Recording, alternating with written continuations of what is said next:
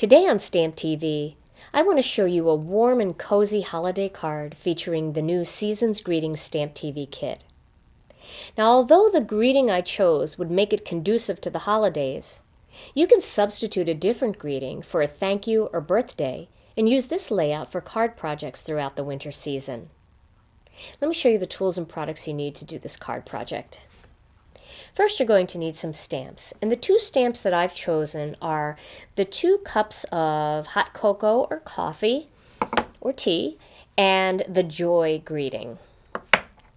These are both from the Season's Greetings StampTV kit. And then I'm using the Warm Cocoa Gina Designs ink. I also have some dies here, and the dies that I'm going to be using are 2 dies from Spellbinders. This is a large standard oval die and also a lacy oval die.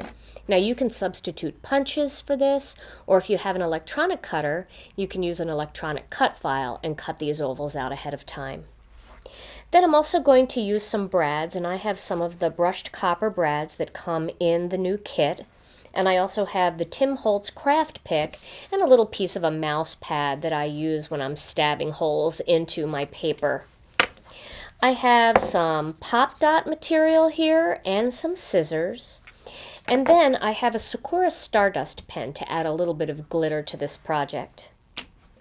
For cardstock and pattern paper, I'm using the Gina Designs Warm Cocoa cardstock. And I also have some of our Cranberry Tart cardstock. The pattern papers are from our 6x6 Season's Greetings pattern paper pack, and you can see that they coordinate beautifully with the Warm Cocoa and the Cranberry Tart. I also have some adhesive, and for cutting my dies out, I'm going to use the Cuttlebug. So I'm going to start with a piece of white cardstock here, and I'm going to ink up these coffee mugs. Now, I want to tell you a little bit about inking up a big solid stamp like this, because sometimes when you do it for the first time, you think that maybe the ink isn't covering enough or that there's a problem with the stamps. But actually, the first time that you ink up a large stamp like that, you have to do a little bit of work to make sure that it's completely inked up. Now, what some people do is they stamp it in Versamark first, and that just makes the whole stamp a little bit sticky. You can do that, but once you stamp it with dye ink, it'll have the same result. So what I'm going to do is I'm going to keep the stamp on its back, and I'm going to ink it up real well with the ink pad. Now, it is a little bit shallow in the center there, so what I'm going to do is just rub the ink pad over it a couple times to make sure I've got ink onto the center, and then I'm going to dab ink over it again. Now, you'll only have to do that 1 or 2 times, and once you've done that, the ink will stick to the stamp almost every time the same way without going through all that work. It just seems like the first time there's maybe a little residue from the stamp making process, but it does take a couple extra little swipes of ink to get it nice and solid. Okay, now the other thing I want to tell you about stamping an image like this is, remember, it's a large surface, and if you just press on the outside areas, you aren't going to get the inside area to touch the paper. So you want to press down on it, and then you also want to make sure that you press down on the center of the stamp. I always leave the stamp there for just a minute to make sure all of the ink transfers well. And then you should get a nice solid image like that. And believe it or not, when you first look at it, it may look a little bit more blotchy than after it dries. And that's because the ink is already starting to dry, and it's going to dry in some areas first, and then the rest of it's going to catch up. So before you decide whether or not an ink is really blotchy, make sure that you give it an opportunity to completely dry. Now, while I have this ink pad out, I've got a little square of cardstock here, and I'm going to use the Joy stamp and that same Warm Cocoa ink, and I'm going to ink that up, and I'm going to stamp that. Excuse my head if it gets in the way. I'm going to stamp that onto that little piece of paper there. Okay, so now let's put this ink away. The next step is going to be to cut out this particular piece and also a piece of our Cranberry Tart using these dies. So I'm going to grab the Cuttlebug, and I'm going to start with an A and a B plate. Get those in there. Now you can do this at the same time if you want. You can put your piece of cranberry back toward the back and just lay that scalloped die over it. And then you can do this one next. My cardstock is a little bit big to do both at the same time, but if they both fit on there, you could do that. But let's focus on just this one first. All right, I want to make sure that I've got it nice and centered, and you can see that big oval is just a perfect size for that particular image. So I've got that looking pretty good there, and now I'm going to use my C plate and cut that out. Now I also want to emboss around the edge since I'm using one of the Spellbinders dies. So I'm going to flip that over, and I'm going to add a rubber mat on top and then another B plate. And then my Cuttlebug needs a little bit of extra squish, so I'm going to use a piece of chipboard. Sometimes it just takes a couple pieces of thin cardstock. Other times you might need a piece of chipboard. So you kind of have to judge by your own machine. Try it a couple different ways and see what works. So now you can see I have that oval cut out and I've got that nice little embossed edge. So I'm going to grab that piece of cranberry and that scalloped lacy oval die on top, and then I'm going to use the C plate on that and cut that out. Let's move that. Did you see that shift a little bit? There we go. Now, one thing I have to say about the Gina K Designs cardstock, it is very thick. So sometimes with a more intricate die like this, all of these little intricate cuts may not cut totally through the first time. What you can do is flip it over and cut it a second time, and sometimes that's all it needs.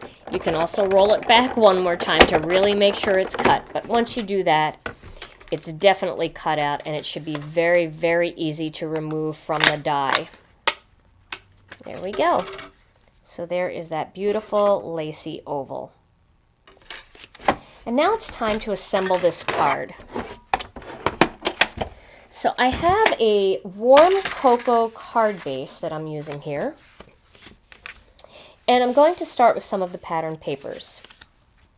Now I have a piece of cranberry tart and then this warm cocoa checked pattern. I'm going to adhere those two pieces together first.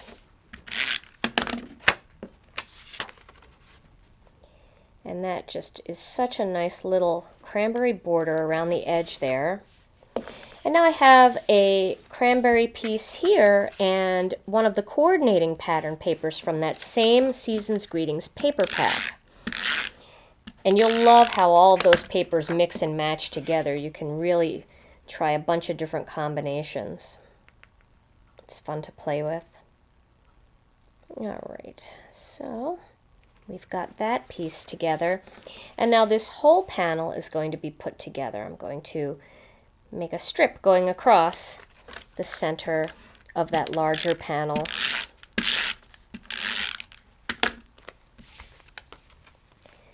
And that will go right about there.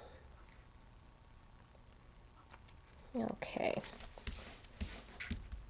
Now, I'm going to take this lacy oval and adhere the cocoa mugs right on top. I'm going to make sure that I have that framed out nicely on the oval. There we go. Looking good. Okay. Now I'm going to add a little bit of sparkle detail to this oval before I assemble the rest of the card.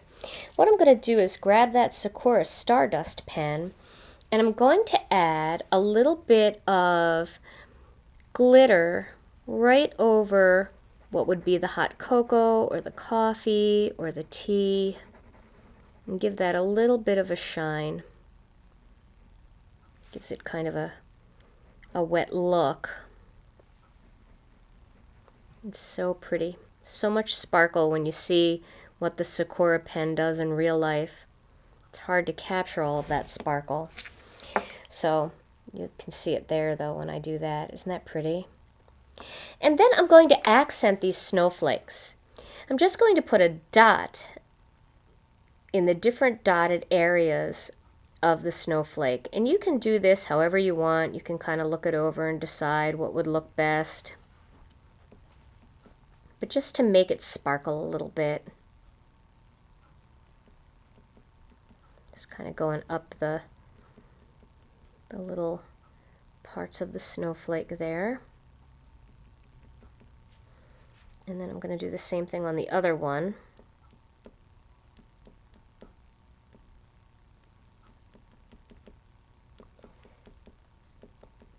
And it really adds just such a nice little touch to the snowflakes. Let's see if we can pick that up on the screen too. You can see, makes the whole snowflake look a little bit shimmery.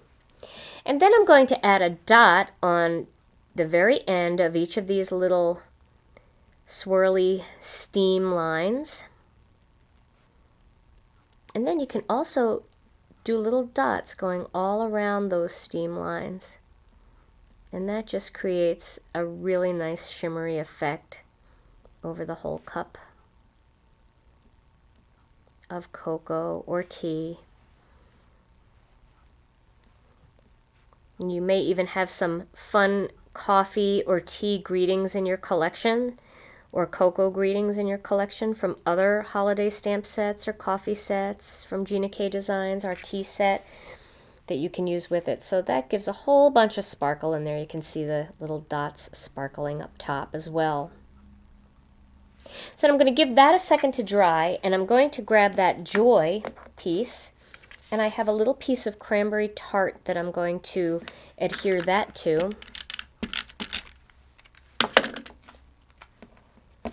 And I'm going to do something similar with the snowflake here. Now, of course, it's a much smaller snowflake, so I won't do quite as much sparkle detail to it, but just a little bit to make it shimmer. So I'll just put a couple little dots down each side,